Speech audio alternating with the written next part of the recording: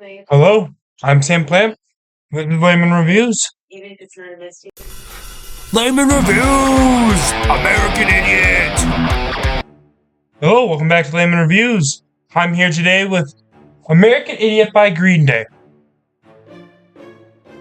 which I'm excited to say is our first rock album, which is pretty cool. I mean, I guess Link's album was kind of rock, but it was more like a folksy rock. This is like full-on punk rock. We're getting here. Alright, anyways. But before we get into the tracks, we gotta talk about Wikipedia. But before even Wikipedia, I have to say, with a heavy heart, this is gonna be the last episode of Layman Reviews. But let's not think about that right now. We'll talk about the end of the video. First, on to Wikipedia! American Idiot is the seventh studio album by the American rock band Green Day, released on September 21st, 2004 by Reprise Records. As with their previous four records, it was produced by Rob Calvo in collaboration with the group. A concept album, this dubbed a punk rock opera, by the band members. American Idiot follows the story of Jesus of Suburbia, a lower middle class American adolescent anti-hero. The album expresses the disillusionment and descent of the generation that came to age in a period shaped by tumultuous events such as 9/11 and the Iraq War. In order to accomplish this, the band used unconventional techniques for themselves, including transitions between connected songs and some long, chaptered, creative compositions presented the album's themes. There's just two tracks stick together. Four of them are like that. So it's technically 13, but it's basically 9. My numbers might be wrong. I'll put that in post. But, so we're gonna, for those ones that are like the two stitched together, we're gonna do a compare and contrast thing, like kind of like a contest, and at the end of it, we're gonna pick out a winner. And then the winner, I'll say at the end, and then I'll give their scores. As per usual, the scores are usual for the show. Alright, that being said, on to the tracks. Go that way. I don't want to be an American idiot. This is a good start for the album. Exactly what it says on the tin. It's a punk rock song. What more do you want? I like it. 8 out of 10. The Jesus of Suburbia. This one's good. Long, but really good. It's almost 10 minutes long. Oh, right number. But it's really important to the message of the story and the story of the album being the song that introduces our main character, the Jesus of Suburbia.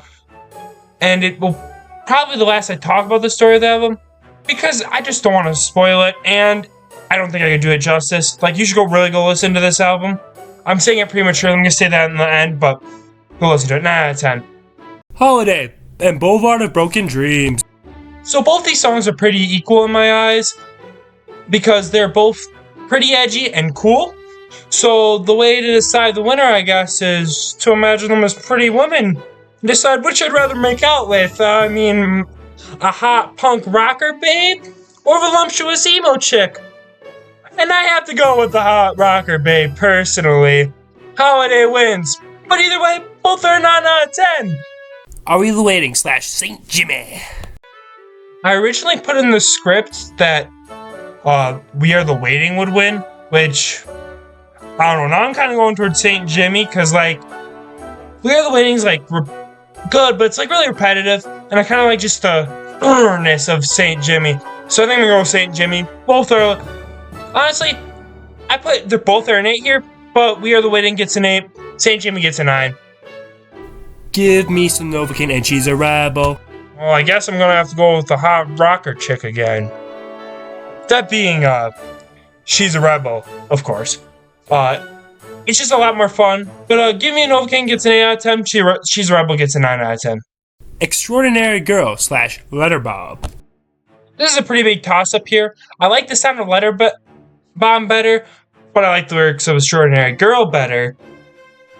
But I think I'm gonna have to give it to Letter Bomb here. It's kind of sad, but still. Both are an 8 out of 10. Pick me up when September ends. found this song very musically appealing. The lyrics are a little sad, not as sad as Letter Bomb. I think that's kind of what I like about it. It's like a little melancholy, which that's kind of the theme of this album. It gets a little melancholy as it goes on. And I have to say, this gets this episode's Sampling Seal of Approval 10 out of 10. Homecoming. This one's good, I guess, but I can't score it too high because it's like 5 songs stitched together, which I know is part of the point. And all of these are really good on their own, but it just really drags. So I'm gonna have to give it a 7 out of 10. I'm sorry, I don't want to. It's a really good song, but it's just really long, and it feels incoherent unless you're like really listening to the lyrics. And sometimes it's hard to listen to the lyrics because of the way he sings. But if you're really tuning in, it's a good song. If you're not, it's a 7 out of 10. What's her name? I like this one a whole lot. Good song, really melancholy, great ender to the album, just showing the whole descent of Jesus Suburbia's life. You know, great. 9 out of 10. Viewer reviews. And now for a new segment, viewer reviews. I decided to ask a few friends on what their thoughts of the album was. And here we go. From Bob Burt, best Green Day album. 8th grade band, like he means he likes it. It was just like their band in 8th grade. What's her name? Best song. Short and sweet. I like it. Neo says, American Idiot is the peak of Green Day's exceptional career and considered to be one of the best rock albums ever created. American Idiot, Boulevard of Broken Dreams, and Holidays are iconic songs that most of the world knows. My favorite is Wake Me Up When September Ends, as the story about it being a homage to the singer's dad is tearful and beautiful. When September Ends is my favorite too. Very cool. On to the conclusion. So that was American Idiot, and I have to say, this was a winner of an album. My favorite song was When Will September End, which I said earlier. It was very heartfelt and overall an enjoyable song. But a good honorable mention for me is She's a Rebel, because it's just a very enjoyable song. Much like the rest of the album, I don't know, just something about it.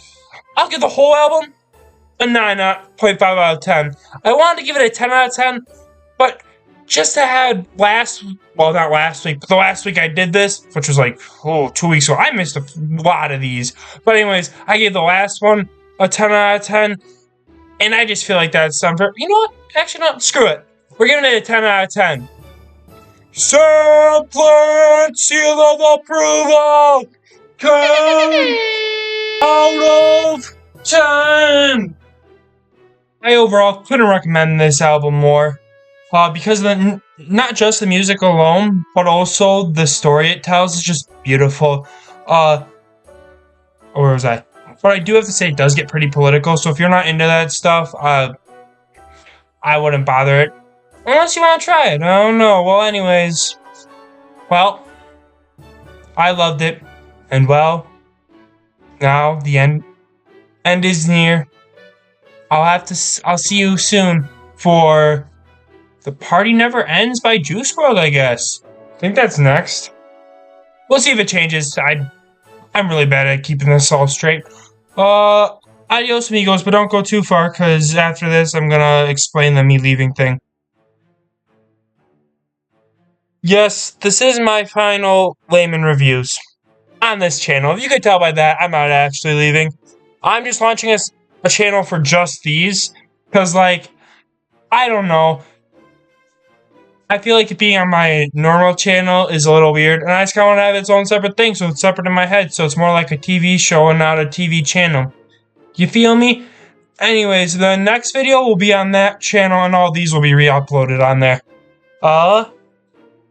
Yeah. But I'm not really good at the schedule stuff. That's a good note I put in there, because that's true. Anyways. Yeah, if you want to, I might put a video up here. Or up here. If not, this is still going to be there. But it's going to be really awkward. So I'm just pointing at nothing.